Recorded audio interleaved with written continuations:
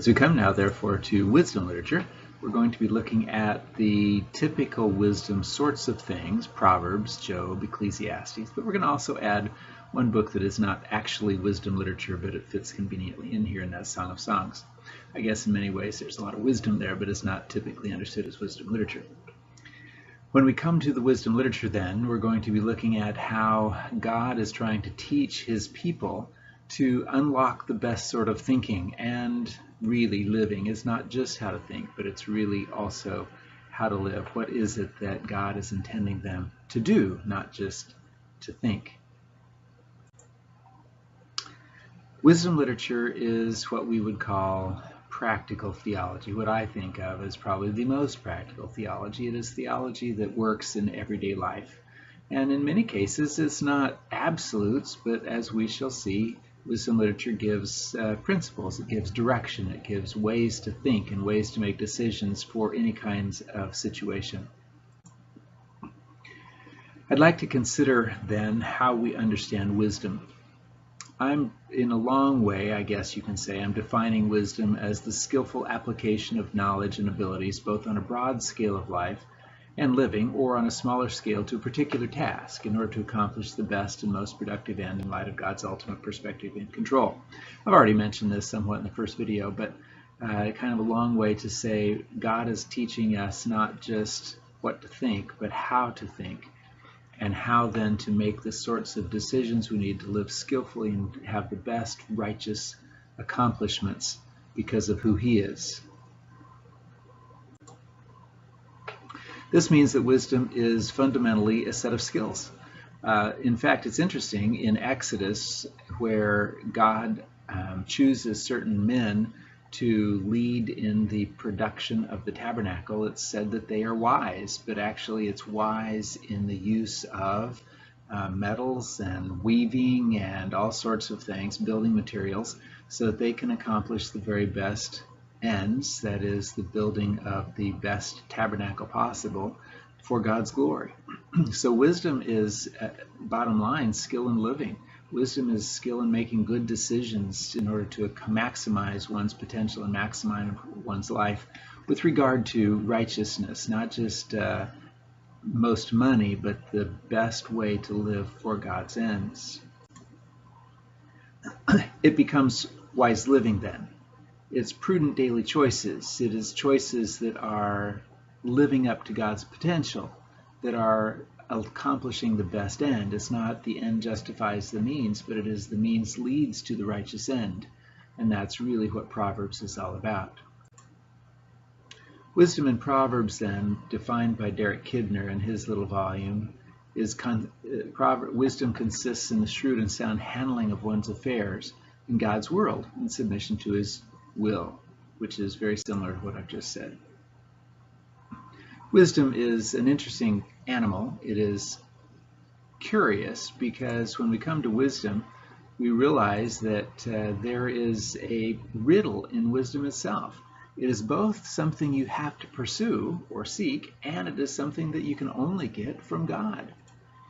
It is something that requires a righteous integrity in order to have it, and yet it results in the righteousness, justice, and equity of basic integrity. It is a conundrum, if you will. It's wisdom that is recognized as something that you ultimately have to discern. It's not obvious. It's not right on the surface for everybody to get, but it's something that takes time and practice, but it's only ultimately then from God as well. Wisdom requires wise thinking. Wisdom requires, if you will, a righteous worldview. You have to understand how the world really functions and what the world really is and how God relates to his world. It is godly perspectives on difficult and disturbing issues. It is how to define and maintain that righteous worldview. And that's really what Job and Ecclesiastes are all about. They're helping us shape our worldview and how we view and see both God and the world in which we live and the struggles in this world in which we live.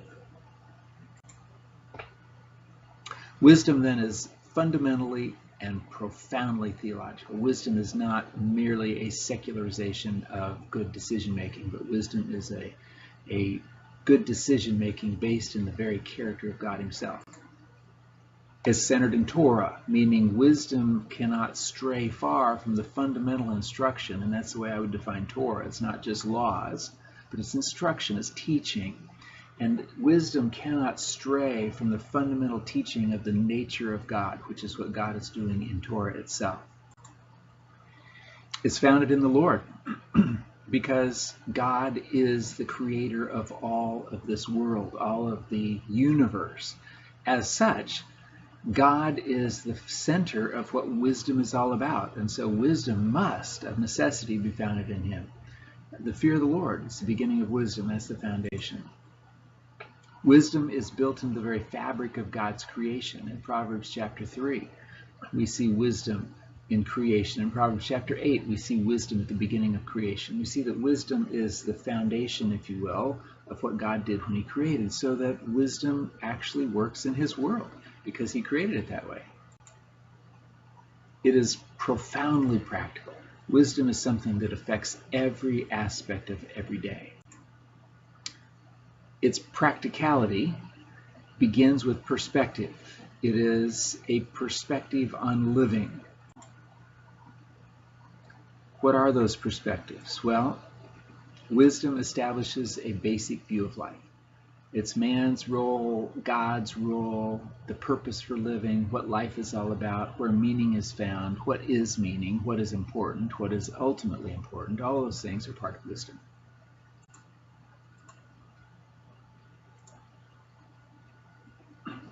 Wisdom is establishing a basic perspective of life, a worldview, if you will.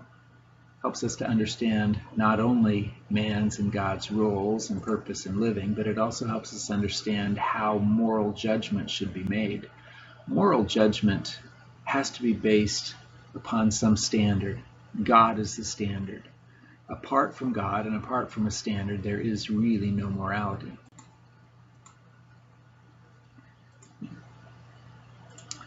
Again, in light of God's roles, man's roles, and the basis for moral judgment, we see in wisdom proper attitudes. How should I view wealth? How should I understand work or labor? How should I view my neighbors, and what does it mean to love my neighbor? All those sorts of things are part of actually wisdom. But it's also not just a perspective, but it is a practice. It's not just how I view life, but it's how I live life.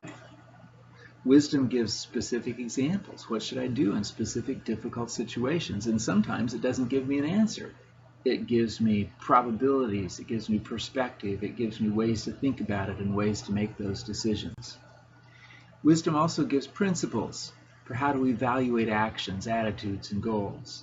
Now, this is something that I think is very significant for Proverbs because this is wisdom literature, which means it's not giving us promises for everyday life. Instead, it's giving us principles on how to live life every day.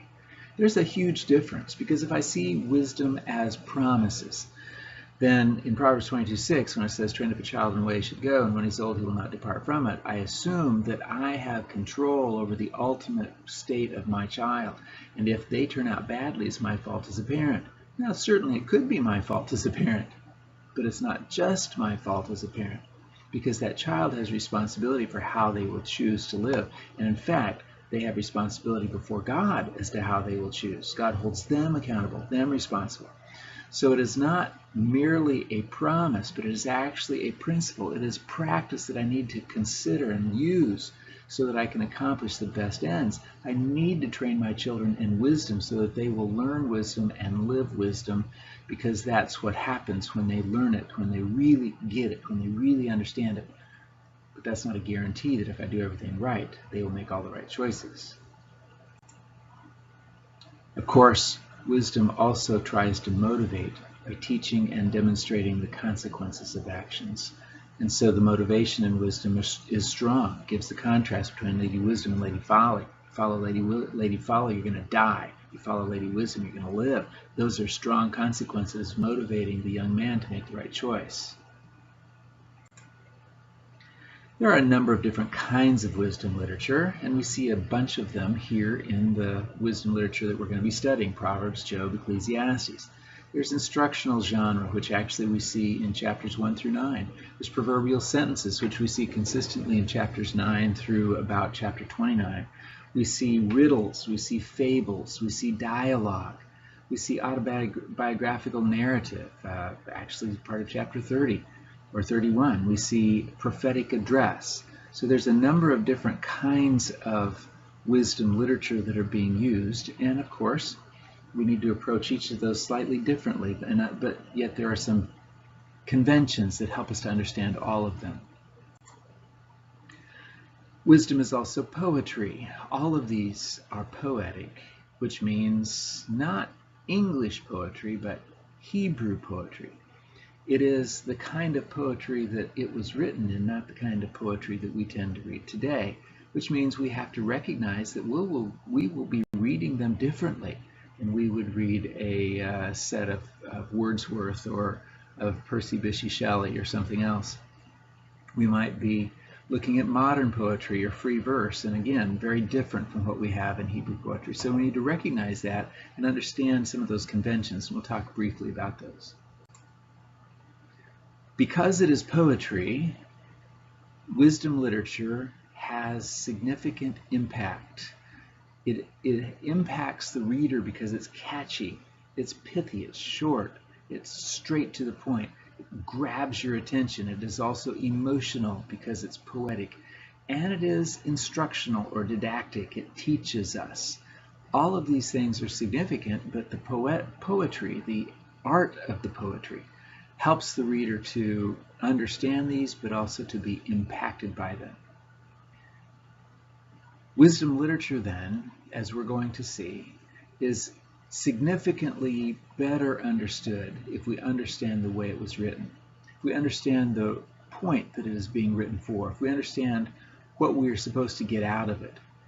And the better we understand the background, the better we understand the nature of wisdom, the better we will understand the wisdom itself. And of course, then the better we will be able to apply it and use it and live it and become genuinely wise people.